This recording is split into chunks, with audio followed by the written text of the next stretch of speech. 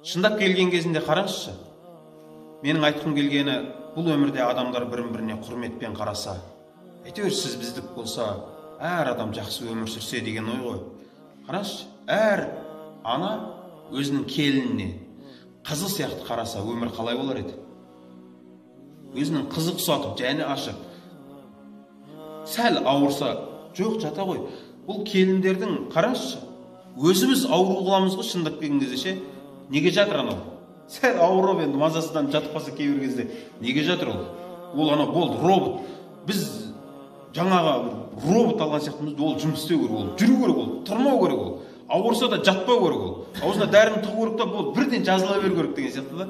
Дәл қызыңызға сондай істейтін бе едіңіз? Қызыңыз ауырса, ойбай қызым жата ғой, қимылдама сен. Келініңізге дәл солай қарасаңыз, қандай келініңіздің сізге деген махаббат, сізге қандай қызмет қылар еді? Керісінше, келіндер тілдері 2 метр болып зыр-зыр етпейше, енесінің алдында. Ене деген сөздің өзі қараңыз, ене емес, енең саған анаң сияқты болса да, әр келін сияқты емес, анасына қызы сияқты еркелеп, енесін өзінің туған анасындай көрсе қалай болар еді? Анашым деп тұрып қызмет қылатын болса, бұл ененің жүрегінше жаулап алуға болар еді ғой.